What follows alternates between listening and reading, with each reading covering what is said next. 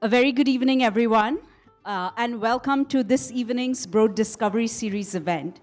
My name is Namrata Sengupta, and I'm the Associate Director of Science Engagement, Policy, and Advocacy here at the Broad Institute.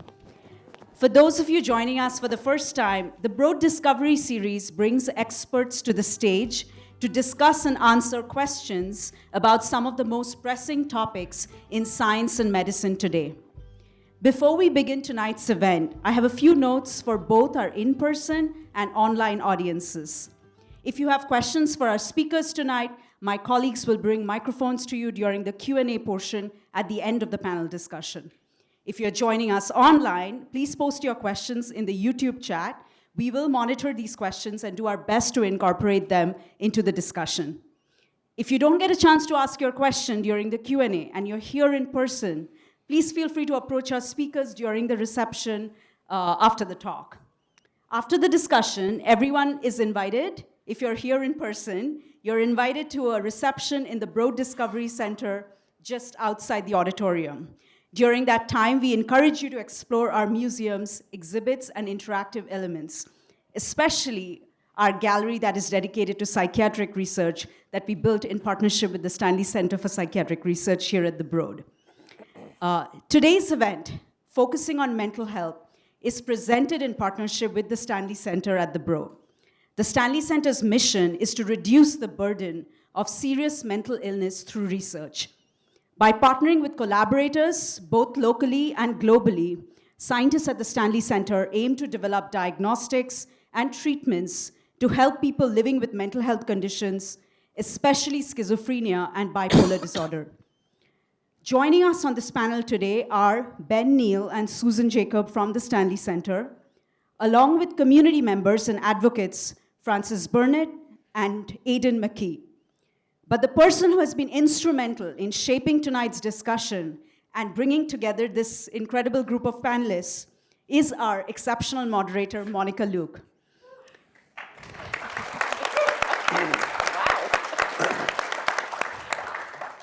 Monica is an independent mental health advocate and the parent of a son living with schizophrenia.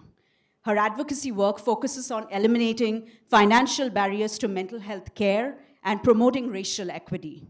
With over 20 years of experience in tech sector, she also uses her expertise on the side to mentor entrepreneurs developing mental health apps. With that introduction, Monica, I'll hand it over to you. Thank you. I want to welcome all of you to our panel discussion, Moving from Hit or Miss to a Brighter Future for Psychiatric Diagnosis and Care. Our title reflects today's reality that every person's experience with a behavioral health diagnosis is unique. The journey typically starts with trial and error of various medications, sometimes never finding something that helps. People find their own way to the toolkit that works for them, anything from, my favorite phrase, meditation to medication. And usually it's a combination of things. For some, the toolkit doesn't ever quite come together. And yet, there's hope for the future based on science. Science that is being investigated here by the Stanley Center for Psychiatric Research. I will be chatting first with our panelists, leaving time for your questions. We look forward to an engaging conversation. And now I'm thrilled to briefly introduce each of our four panelists. Please do check out the more extensive bios that might, in fact, still be showing behind me on that screen. To my left is Aidan McKee, who has lived with bipolar II disorder for more than a decade. Aidan is an active member of NAMI Greater Boston and the DBSA Associate Board. Francis Burnett is the sole caregiver for his 26-year-old daughter, Sarah, who lives with schizoaffective disorder and psychosis. Francis is an active member with NAMI Cambridge Middlesex, including leading a Black family support group. Ben Neal is the co-director of the Stanley Center for Psychiatric Research and has led large-scale international genetic studies of patients with schizophrenia and bipolar disorder. And Susie Jacob is the consortium and outreach manager in the Stanley Center for Psychiatric Research. Susie works to bring diverse sets of stakeholders together to better understand schizophrenia. Many thanks to all of you for being here this evening to talk with us. So we're going to start with you, Aidan. I think we lined up principally exactly to help me with that. Can you tell us a little bit about your experience as someone who received a behavioral health diagnosis and what that's been like for you? Sure. So my diagnosis has been a blessing. It took a very long time to get the diagnosis. I was first diagnosed with bipolar type 2 disorder in college, and the actual experience of receiving that disorder took about a year, and it was a very intense year. It came with a number of different hospitalizations. I think it was about 6 or 7. It came with maybe 10 to 15 different types of medications. It came with many wonderful psychiatrists, many wonderful therapists, many wonderful social workers, but also there were really difficult moments with some healthcare providers as well. So I was talking to my mom earlier, who's in the stands, and when we were talking about how it was more of a kind of a trial and terror experience. It very much was not a simple journey by any means, and I think that's one of the beauties of the Stanley Center and the Broad Discovery Series and Broad Institute is that you're kind of taking this very subjective experience that someone feels going through. You kind of feel like a lab rat, or at least I did. I can't speak for everyone. And it seems like the Broad Institute is really trying to actually create a more objective experience and think about how can research lead to diagnoses earlier. Something I mentioned just a second ago was that the diagnosis was a blessing. So getting the label of bipolar type 2 disorder was really helpful for treatment. It was helpful for knowing sort of what to expect as an individual and how to live life. And then it was also helpful just for kind of just putting a little bit of a box around my experience to know how can I kind of live my best life. The issue is that it takes a really long time. It takes a lot longer for other people than just 1 year. I consider myself lucky. I was diagnosed in college. I was hospitalized for the first time at age 13, and then there was this gap where I did really well and things were going well, and then it kind of reappeared in college. But for some people, it's decades of trying to find the right treatment, the right care. But that's kind of where I'll stop. And I think that one really, really, really crucial point is the need for support teams, support from the community. Everyone up here is offering support in different ways, whether it's the research, direct caregiver, whatever it may be. So I'm very thankful for the support that I had, and anyone that's giving support. It really does help people keep going. And it's a long battle to try and find some type of diagnoses, but hopefully the Broad Institute can cut down some of that time. Thank you. And Francis, can you share your personal experience with what this experience has been like for you with your daughter over the years? Yeah, I can. Being on the other side, listening to Aiden speak, but being a father when my daughter, once she turned 18 and she's the adult, the difficulties that I find is when you're dealing with someone that has a mental illness and it's an illness that has them think that there's nothing wrong, and there's times when she would, take away the ability for me to even talk to her medical team, and she's also a person who, she was, very highly functional, so she would work and make money, and then she would just disappear, and this is what I was experiencing as the sole caregiver, and extremely difficult, dealing with mental illness. It's a schizoaffective disorder with some psychosis, so she'll have moments of being fine, and then other times when just very irrational. And it was 2018, I was taking her to her social worker in Mass General, and her social worker sent her out of the room and asked me what was the matter with me, because I guess at that time I was looking worse than she was. And she introduced me to NAMI. I had never heard of NAMI, and So this was like 6 years ago, and I jumped right in with both feet, and I was able to get, the education, the support, the resources that I needed. One of the things that I like to leave caregivers with, this is very important. I do a lot of support groups, and I always make sure that I make this point that when you're the caregiver of someone with mental illness, you really have to get some care for yourself. It's very important that we have some self-care, and NAMI was a big part of that. They, allowed me to realize that, you get rid of some of the guilt, you get rid of, some of the shame, the stigma, all the things that come with mental illness. And, it's just extremely difficult. It's just, it's different than a physical illness. And I've lived that for the last 6 or 7 years. And I'm thankful for all the resources that are out there. I'm thankful to be part of this panel because every opportunity I get to learn something new or new resources that are out there, I jump in with both feet. So it's a pleasure for me to be here tonight just to share part of my story. Thank you.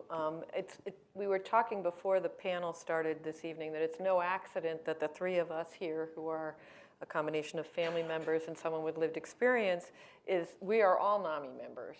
And I believe that until you find something like NAMI, whether it's NAMI or another organization, and find the way to tell your story, it's really a hard and lonely path. And that's true for you regardless of what other supports you might have. And Francis really talks about the struggle to stay in your loved one's life.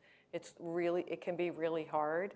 And Aidan has talked about the importance of the support of his family and how much that helped him. So the hit or miss is also around where you find your supports and whether or not you find those supports. So with that, we'll turn to the brighter light of the future, perhaps, and turn to Ben. And really, can you tell us a little bit about the work happening at the Stanley Center and the research you're involved in? I'd love to. But first, I just want to thank Aidan and Francis for sharing. I think the questions around stigma, around how we respond as a community, how we respond individually, how we treat people with mental illness, both in care and outside of care, matters a lot. And really, thank you for your bravery. The Stanley Center is focused on trying to understand the biology of severe mental illness. There's a lot of work to do. These diagnoses are imperfect. Aidan's diagnostic odyssey was a year. The average diagnostic odyssey for someone with bipolar disorder is 7. Just let that sink in for a moment. And that diagnostic odyssey is driven in no small part because we just don't understand the biology. We don't understand where these disorders come from. We don't understand what will make them better. We make a lot of guesses. We make a lot of guesses in treatment. We make a lot of guesses in diagnosis. And so the Stanley Center was founded on the idea that genetics can provide clues to understanding that biology. There are lots of things that shape severe mental illness, individual life experiences, lots of things that we don't necessarily understand. But part of that story is also the genetic variation you carry, the things that you inherit from your parents, and even sometimes new genetic variants that neither of your parents have that are just newly arising, and they contribute and play a role in some severe mental illnesses.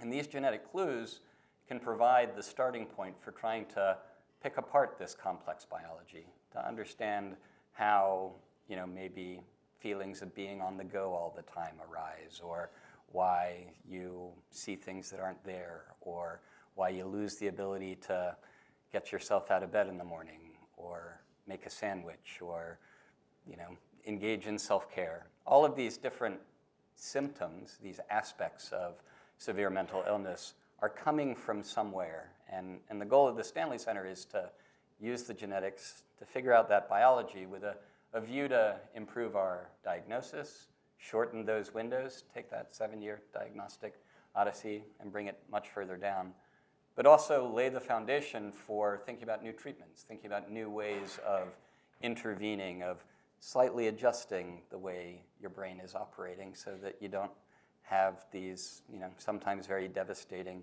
experiences of these disorders. And so that's what the Stanley Center is all about, and I look forward to talking more with you about how we're doing that.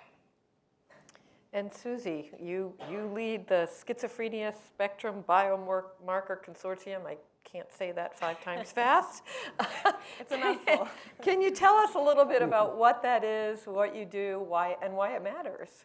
I'd love to. Yeah, the Schizophrenia Spectrum Biomarkers Consortium, short SSBC for the long words there, is a consortium that's coordinated here at the Stanley Center, but working with numerous collaborators across the US and internationally.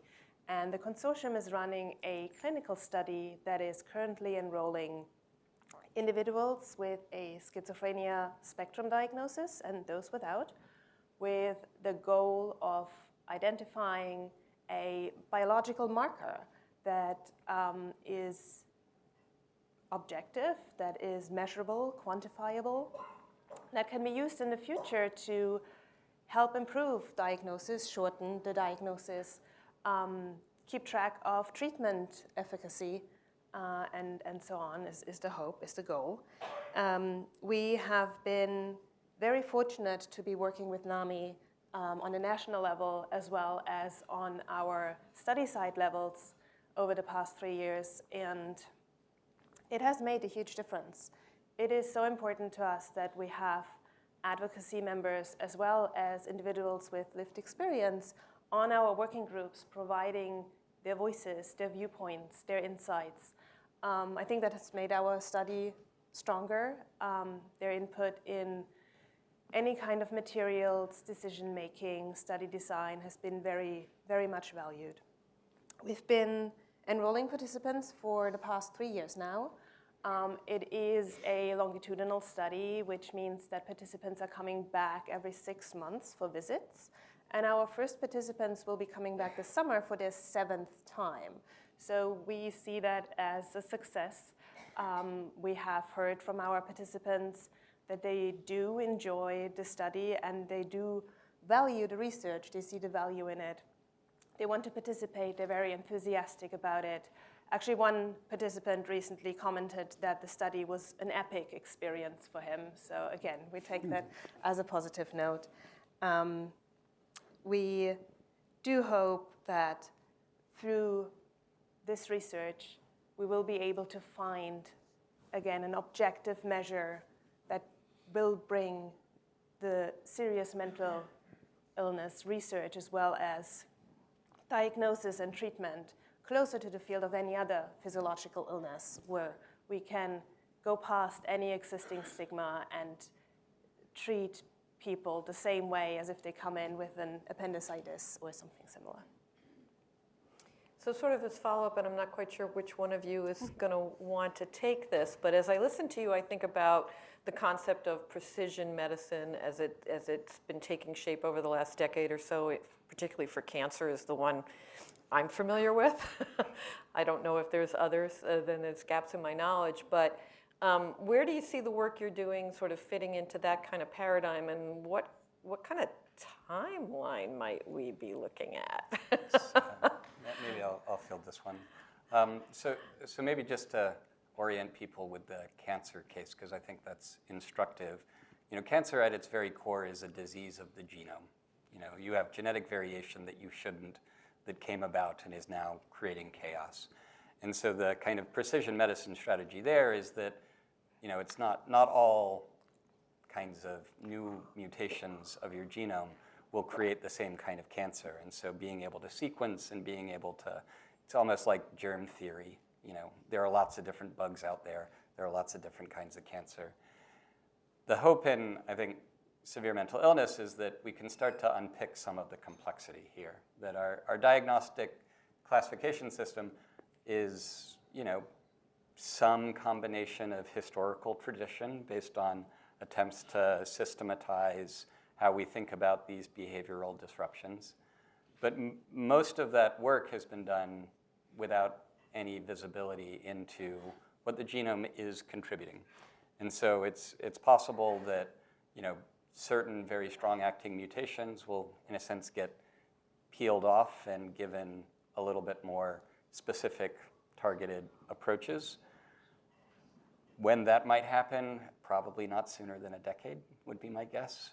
But it's obviously speculative, and it's a kind of long time coming. But in the same way that there are strong acting mutations in other areas of other areas of medicine, in some instances those really are diagnostic, and so you can see a small fraction of severe mental illness going down that path.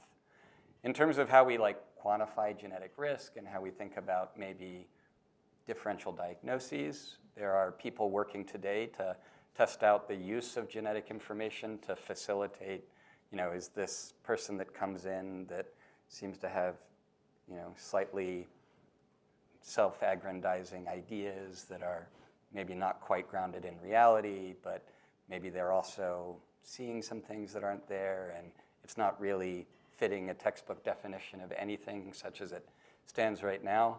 What to do in those cases for those individuals that are suffering from those symptoms is often a big head scratcher for the psychiatrists. And so there may be ways of bringing genetic information in a little bit more quickly to help facilitate, what we should try, how we might intervene, what we might expect from course and outcome. But it's still very much, I'd say, in the research setting rather than in the typical clinical practice. Thanks. So Aidan, I think I'll ask you this question first, which is, I know from my own personal experience with my family and with many people that I've spoken to that for most people the toolkit includes things besides what would be considered the kinds of medical treatments that we're talking about here. And I want to kind of tee up that conversation of, and again, the cancer example is a good one because if you have cancer, you're offered a support group. So can you talk a little bit about what's in your toolkit? What helps you stay well? And what do you do if you start to notice something coming up for you? So that's a difficult question because I feel like pretty much anything I do, I now analyze it subconsciously. Is this helping me? Is this not helping me? Do I feel good? Do I not feel good? And it's not overwhelming, but it's definitely something that I think about each day. And so let's say I wake up and I've gotten 4 hours of sleep. Immediately I think is this going to affect me differently because I have bipolar, or is this just how it is for people? You get 4 hours of sleep and you're tired. So when I look at my toolbox, I think, is whatever I'm doing or whatever whatever I'm doing during a certain day, is it giving me energy, the right kind of energy, or is it taking energy away? So if I'm listening to a certain playlist, is that playlist giving me good energy, or is it more of I'm feeling negative and I am maybe a little bit overwhelmed? It's the same thing with exercise. Am I exercising too much, and is that taking, is that actually not helping me and taking energy away from me? So it's really I could keep going through these examples, but it's all of the basic stuff. It's, for me, it's food, it's exercise, it's, friends, family, pretty much anything that's sort of, packaged up as a normal, this is a healthy treatment plan. I analyze, but not overly analyze. This isn't parsing through data. This is thinking about, how did this make me feel today? And how is it going to make me feel tomorrow? And just trying to do constant check-ins, trying to do a self-reflection each day of how did the day go, and what can I add to my toolbox, or what should I take away? And constantly looking at different ideas that are out there of what do other people do.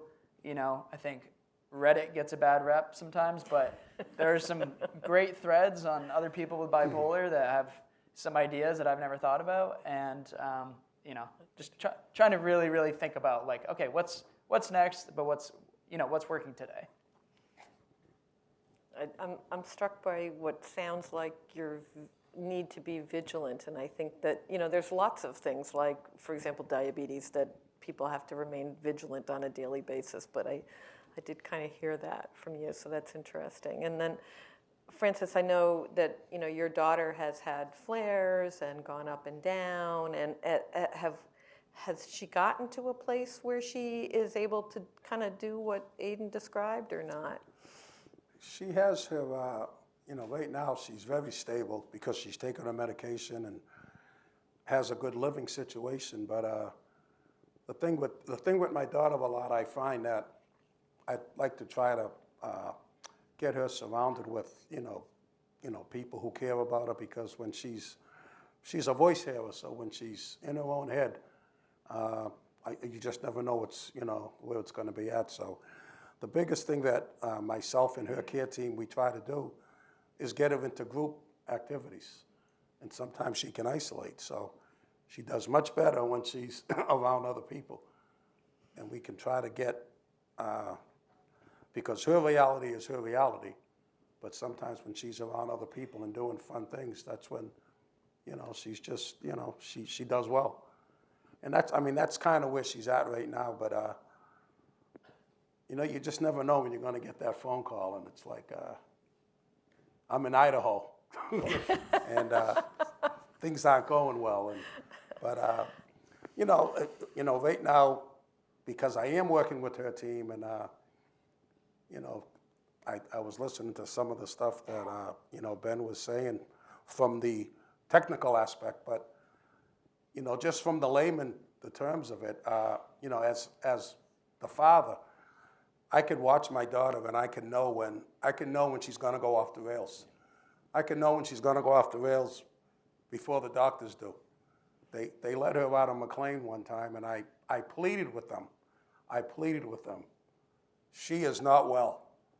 And they said, oh no, she checked all the boxes. And they let her out of McLean's, and about 36 hours later, she was back. Because I feel as caregivers and loved ones, we know what's going on with our family members more than anybody else. And it really is, Aiden called it, trial and terror. It really is, I think sometimes they're almost experimenting on the medications because they're not sure either. And that's okay. But I used to have to say to my daughter, you got to try it for 3 months or 6 months to see if it works. And that's the world that you live in. That's the world that you live in. And then you'll have stretches where things are fine, and other stretches where the episodes flare up. So that's the life of living with someone with a serious mental illness. And that's why the self-care does become very important. I need to be strong so I can be there when those flare-ups are coming up. So the point about social isolation and creating community, I think, is true for almost any illness, but it's particularly true in these spaces because the tendency is to isolate. Mm-hmm. And I wonder how that might factor into your research, right? Are there ways in which you can include these sort of non-medication, non-so-called medical and things into trying to, because you're going to try to figure out what kinds of things help people get better, right? And I understand that the focus will principally be, what medications will work on what genetic whatever. But at some point, these other pieces fit in. Is there a way to construct experiments or studies that incorporate all of that?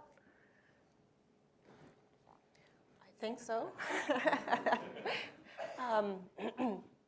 It would definitely be interesting to look at these like meditation aspects. I do think it would be kind of a step further in the future to look at those, and then see if there are effects that we can see, different sorts of medications.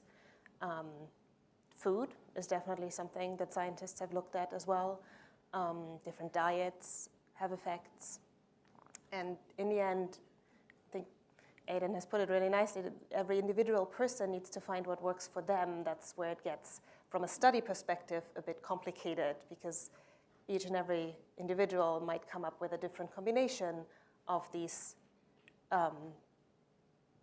things in life that help. So that might get complicated. But I do think there's ways of running these studies in the future. Well, as a family member, it's my hope that the reality that not everything comes in a pill will be part of figuring out efficacy and combinations, because I do personally imagine it's going to be more like the way the AIDS solution turned into a cocktail of things and a variety of things, that these are complicated illnesses. I can't imagine we get there, in some kind of a straight line that's not a combination of a variety of things. So, do any of you have something I didn't ask you that you would like to comment on before we open it up for questions from our audiences, plural, one online and one here? I think the only thing I'd chip into what Susie was saying is, there are, particularly in the more developmental disorders, the ADHD in particular, there have been efforts to look at family-centered care versus child-centered care.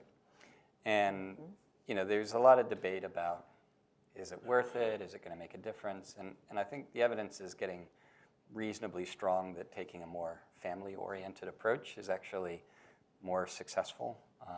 And often, there are familial dynamics that contribute to mental health challenges.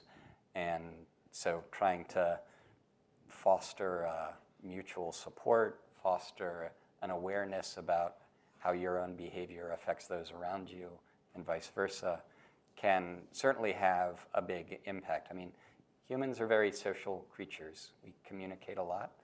The way we communicate to each other matters a lot, and we're sensitive to those things. And so I think what you're saying is exactly right, and that it's not just, let's get to a pill and then job done and we move on with our lives. It's much more about trying to get to that level of compassion and awareness and understanding how to help everyone feel more secure and healthy and comfortable. Thanks. So, Nimrata, I think you're handling the question. Thank you so much, panelists.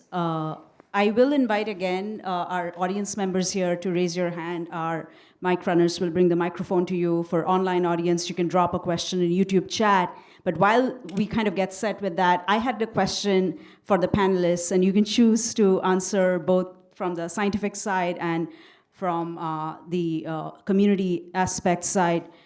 We've often seen, and there's so much discussions around it, that how healthcare and biomedical research has not been equitable.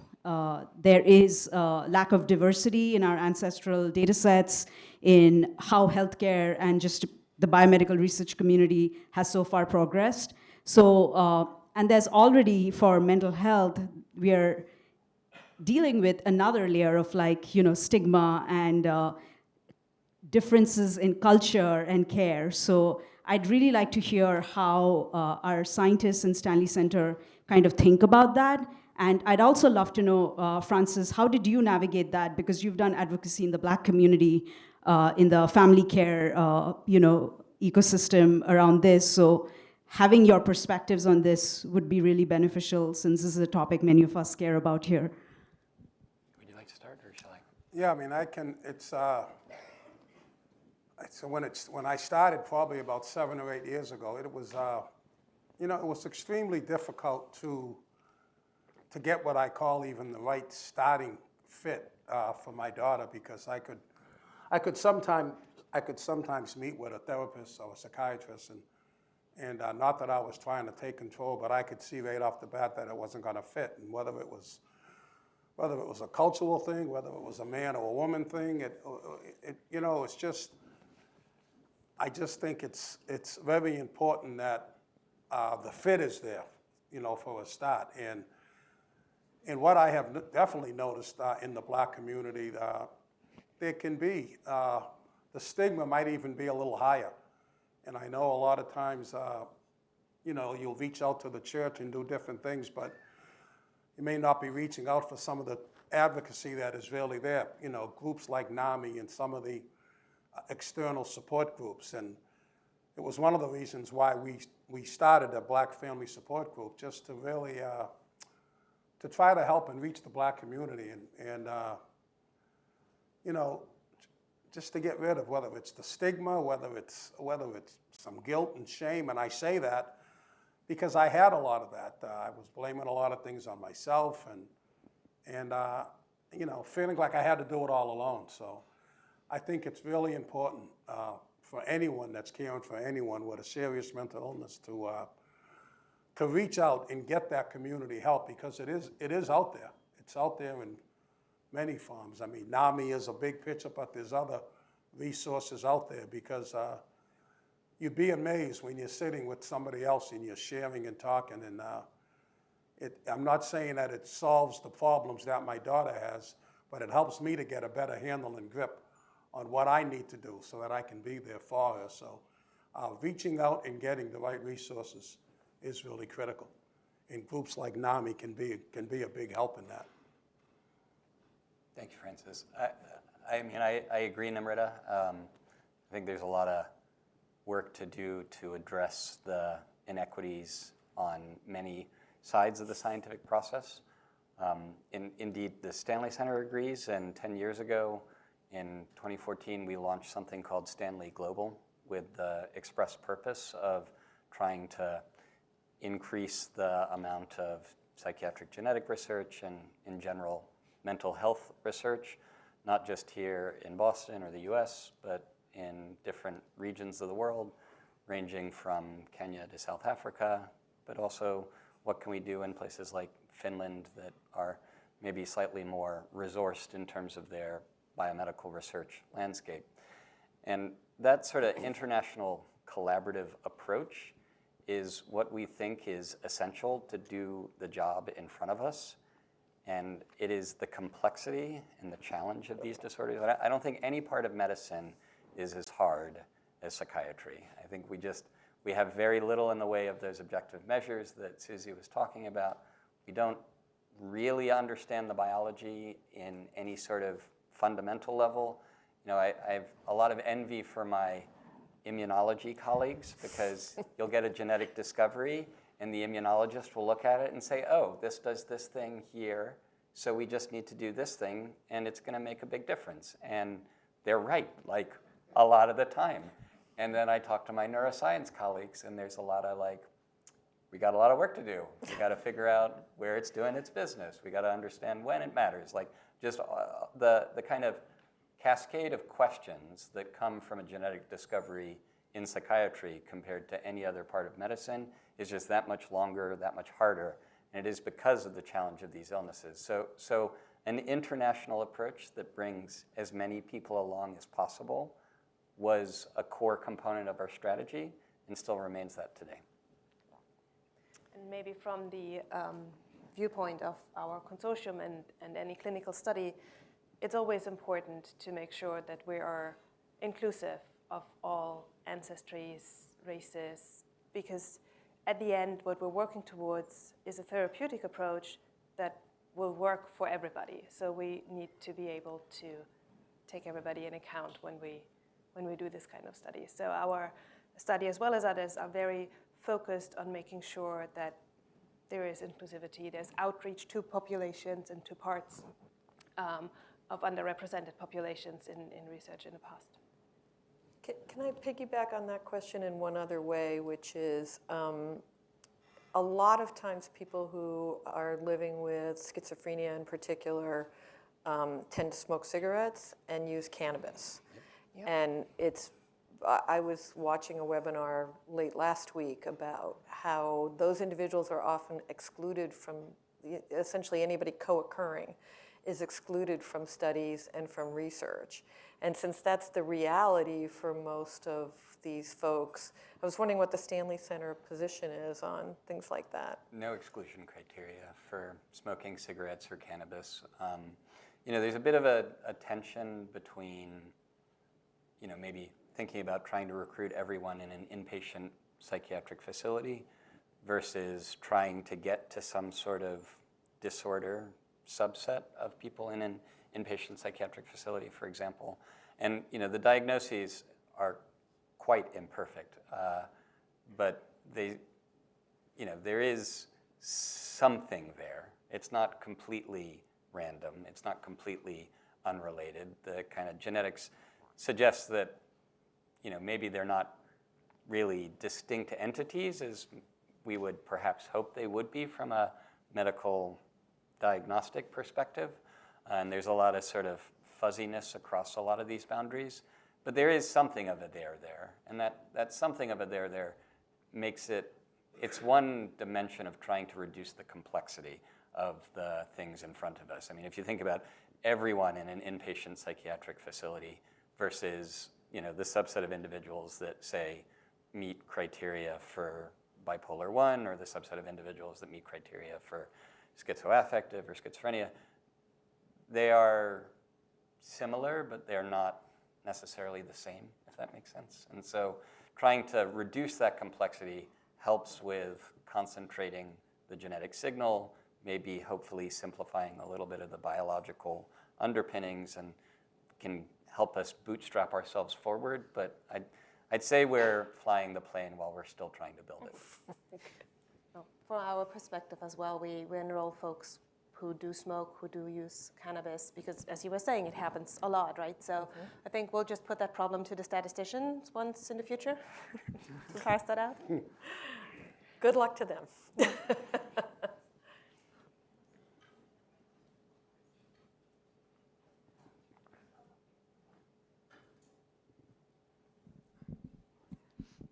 Is there any benefit to performing functional MRIs or any kind of scans of the brain? I mean, I wouldn't say that those technologies like MRI, functional MRI, are diagnostic at this point in time. There are some MRI associations with the diagnoses as they stand currently. I think the hope is not that we'll be able to get to that kind of diagnostic level there. I mean, maybe we could, but seems speculative. But I think the hope is that we try and get to some intermediate resolution from, thinking about the kind of the genes and the basic molecular function. We also need to think about how the brain is working, the physiology of the brain, how behavior is organized, how people engage in those behaviors. And so, there's, I think, the potential for more information to be gathered from those kinds of approaches, but I don't think they're in a place where we put you in a scanner and we can say this is what your problem is. And it is as often as not used as a sort of rule out of certain neurological considerations, like, say, traumatic brain injury or some other kinds of problems that may present there. We do have good neurological exams that test the performance of the nervous system that usually do a pretty good job of identifying the individuals that might have that kind of more either environmental insult or some kind of infection or something like that, versus being able to say, like, this fMRI gives us a very clear picture that this person has this flavor of schizophrenia. That's not where the science is today. Thank you.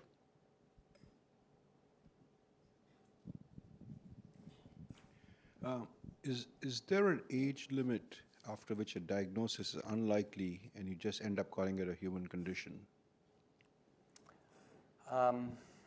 Age is a complicated one. So there are age-related, neurodegenerative disorders that also sometimes present with behavioral and psychiatric symptoms, like psychosis in certain forms of dementia is a pretty well understood thing. And indeed, in those individuals, the antipsychotics do tend to control the psychotic experiences. So, there's kind of some shared efficacy, even though I think genetics and indeed the sort of pathology, the looking at the brain and what's happened there, would say that they're very different in terms of their root cause. For some disorders, there are time considerations, particularly the neurodevelopmental disorders. So like things like ADHD have a time window where you are maybe you haven't gotten a diagnosis of ADHD before age 18, but they would ask you retrospectively to describe your behavior and your experiences, and if you paint a picture that's consistent with the diagnosis, then that's not the kind of requirement, but it's done in that retrospective way. Otherwise, unless there's another obvious sort of physical symptom that you can pick out, like the neurodegeneration example that I was giving, there's not really a lot in the way of age requirement, and again, it comes from this uncertainty about exactly what it is that we are diagnosing at some level. So my question is, honestly, I'd love to hear from everyone, but I think in particular from those with lived experiences. And it comes with a bit of an assumption, so please correct me if I'm wrong. But after days, months, years, decades of facing maybe the same challenges, I would assume that maybe it's tempting to take the path of least resistance, to maybe find your comfort zone, stay in a corner, maybe either run away or maybe not face those challenges. So the question is, what inspires you and what tells you each and every morning to not only face your own challenges, but to be an advocate for others who also face those same challenges? Why don't you start it off? Yeah. Why don't That's you. Then I'll jump in. That was just a hard question. I mean, I was trying to get out of it. I noticed. Nice try. Easy being the scientist. No, that is a great question. I think for me, I can only talk for myself. It really depends on where I am in my journey. For example, when I was in the midst of, the most pain I've ever been in, it was really just about getting through the day. And not even the day, it was about getting through the moment and leaning on support from everybody around me. Even if I told them I didn't want them to be near me, like deep down, I think my heart and my mind wanted them to. So it's a little bit of like leaning on other people that might be seen as stronger in that moment. And then I think on the good days, and right now, I'm doing great, and it's about remembering those moments that other people were there for you, and maybe it's almost like giving back and thinking about okay, if I can sort of circle of life, if I can then be stronger for someone else, I know at some point I'll probably crumble again, and I know that I still have support. So it's you want to build the support, and you also want to give the support. And if you can do both of those at the same time, and if everybody can do that, then it's going to be, that's what we can do in the meantime before, those two figure everything out. I'd like to take a stab at that too and take off my moderator hat for a moment and put on my mom and advocate hat. I would say that there's a couple of things. Not everyone reaches the point where they can advocate for others. Some people have such a struggle with their situation that they don't get to that place. And so I think one of the roles that we have is to try to make more avenues for people to get to those places.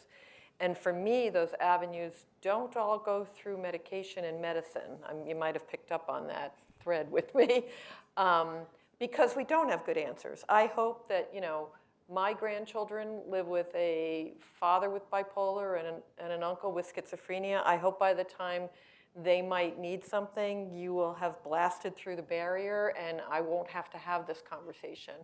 But the number one thing I hear from people with lived experience of the thing that's made the difference for them, of whether or not they have found a way to what is their definition of recovery, is almost exactly what Aiden just said, which is they had a trusting relationship that they could rely on. And sometimes that comes from a clinician, but a lot of times it doesn't. And one of the reasons it doesn't is a lot of our system is coercive. We take people in handcuffs to be inpatient in the hospital, and people come out and they don't want to have anything to do with that system anymore. So that trusting relationship is almost 100% of the time when I talk to someone who is as well as Aiden is that there was someone or some group that provided that holding, that gave them the space to figure out what was good for them.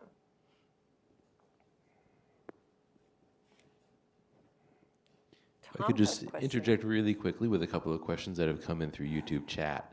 First one is directed towards Aiden, but really I'm going to open it up to Monica, Aiden, and Francis. When you listen to what Ben and Susie are talking about progress towards therapeutic solutions, towards biomarkers, does it give you hope? And what advice would you give to Ben and Susie about communicating progress to people living with schizophrenia, bipolar, and other disorders? Well, I mean, I think hope is a key with everything we're talking about, what that gentleman just even spoke about, serious mental illness. It's a family disease, so it's not just the individual who's living, with the illness. And, we as family members and caregivers, there may be those mornings where you just feel like doing couch therapy. You don't feel like getting out of bed because they're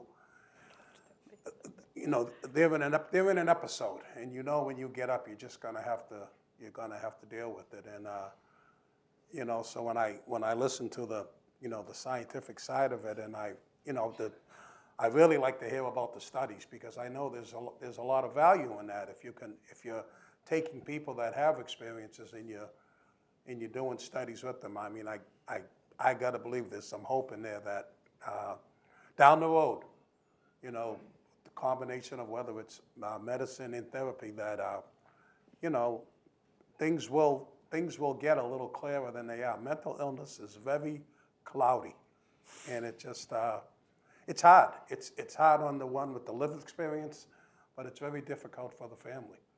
So I think that having hope and having a faith and having some trust, meditating and prayer is huge. Is huge. But that hope is a key word. So it's hang on to that hope that these two may be leading us to in the future. Not to put a lot of pressure on you. Tomorrow, if you could, right? I would maybe add one thing, which is just about the messaging and the language on how to make sure that you're not kind of saying, we're doing all these big things without acknowledging that it's going to take a while, and it's going to be a hard road. There's going to be a lot of people that dedicate themselves beyond yourselves, beyond the Broad Institute. It's going to be the people that are part of this study. And I think, with that said, there's sort of an element of like, when I was clinging to my pillow, didn't want to get out of bed, and then I heard about the Broad Institute. If I would have heard about the Broad Institute, honestly, I wouldn't care. I'd be like, this is great. This isn't going to help me at all. But if you're able to kind of have messaging that says two things at the same time, which is sort of like, we're here for you now, and we're also here for you in the future, then I think that's a much different story than just saying like, we're going to do these big things and we're working on them. Like, just be patient. That was the thing that drove me crazy. But it was also, it was a fact. It was like I had to be patient when I was going through treatment. I had to lean on people, but I would hear that from everybody, from the doctors, from everybody.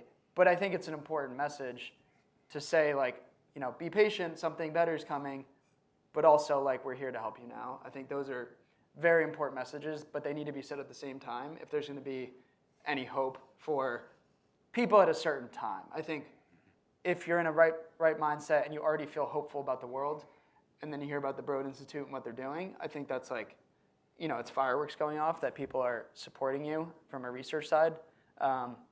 But if it's going to be really a message that hits home for the majority of people, it needs to be, in my opinion, it needs to be kind of at the same time.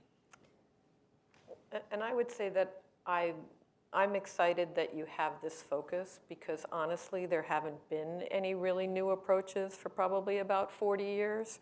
So I've been on this journey with my son for 22 years, and really pretty much nothing has changed in that time. So the idea that anything might change ever is very exciting. I have two questions. one social and other scientific. The first question is, I think, is related to a question a gentleman asked earlier, related to the age and mental illness. So first, thank you for sharing your experience taking care of your son and daughter and your own experience as a young person experiencing mental disorder problem.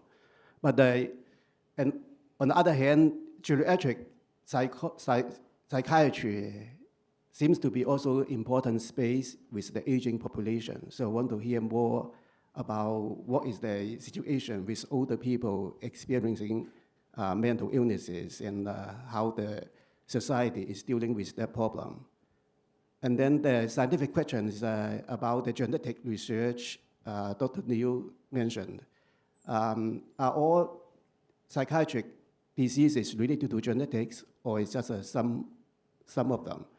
And in terms of treating them, also, what do you think about the psychiatric approach and the psychological approach of treatment? Thank you.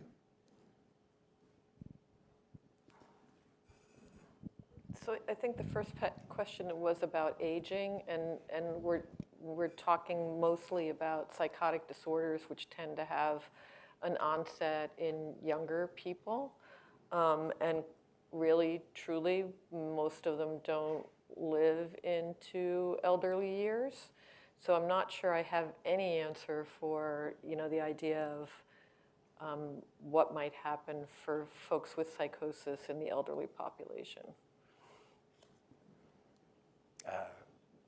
In terms of the kind of genetic contribution across different psychiatric disorders, I mean, we haven't studied all of them, but pretty much all of the ones that we have studied, genetics plays some role. It's not everything. I mean, it's not maybe even half the story, but it is a component. It is an aspect. The great thing about genetics these days is that it is systematic, it's unbiased. We're able to basically collect all of the genetic variation that every person carries. And it's an exciting time to be a geneticist in that respect. Like there's been a lot of technological advance over the last 20 or 30 years that has really transformed the way we do our work. At the same time, out of all of the parts of medicine that we look at, there is more complicated genetics for psychiatry than basically any other disease. Even something like diabetes, which is a very complicated disease in its own right and entity, right? It's a multi-system thing. It's got lots of moving parts, very complicated. Even diabetes is more straightforward than schizophrenia or bipolar disorder. And I think it speaks to the complexity of the brain. It speaks to the complexity of everything that we do. But it also sort of teaches us that there are a lot of ways that you can influence how someone's mind works. Because there's a lot of parts of the biological system that influence how someone's mind works. And that, in some ways it's awe-inspiring to see this complexity, to understand just how, uniquely human almost this stuff is. And when we do talk about behavior, we are talking about some of our most personal things. And so I guess I find it somewhat comforting that our sense of the complexity and wonder of human behavior is played out in the genetics. But on the other hand, I sometimes, think that makes my job a heck of a lot harder to go from these discoveries into how we might help the situation. So genes play a role, not always a big role, sometimes a small role, but an important one because they act as a link to the biology. And that link to the biology is how we're going to get to that next round of treatments. It's going to be how we chart that course forward to improve the ways that we support one another through these conditions.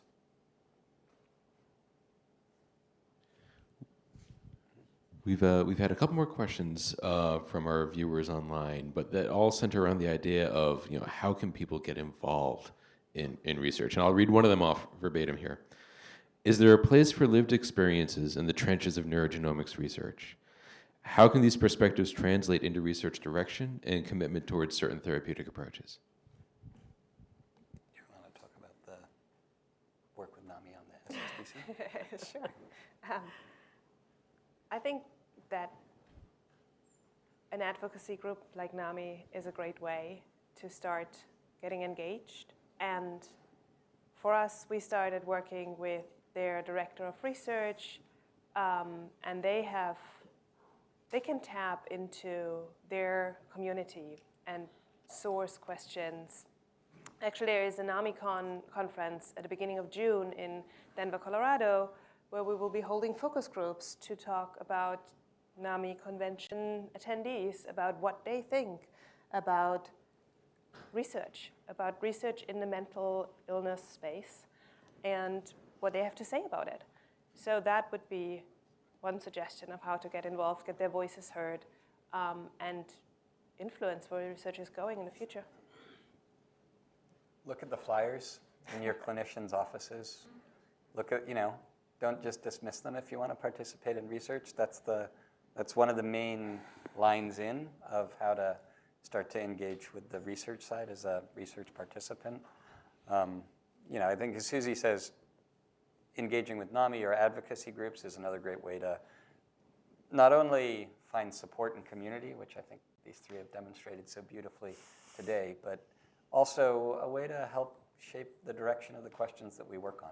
I mean, as researchers in mental health, I always think about what is going to help people the most, what's going to make the biggest difference in their lives. How do we focus on the things that are creating distress rather than difference? Like, that's a very important facet, at least personally, for the sort of professional scientific activity that can get very clinical and very abstract and very detailed very, very, very rapidly. But I did my PhD at a place called the Institute of Psychiatry in London, and it's right next to something called the Maudsley Hospital. And there were days where it was quiet, and there were days when I walked in and someone was having an episode, and there were days when the police were called out when I'd go into the office. And those reminders of what we're working on, of what we're trying to help address, how to improve outcomes, they matter to the scientists too. They help us get out of the bed in the morning, and they keep us in academia, because pharma has not really been very active in CNS for recent memory. They're maybe returning now after seeing that behavioral interventions maybe have some impact in other domains of medicine. But if you're really passionate about working on mental health, then academia is kind of the place to be, and that mission, that sense of helping people and giving them hope, that's what gets me out of bed in the morning. I'm surprised the answer to the question wasn't contact Susie.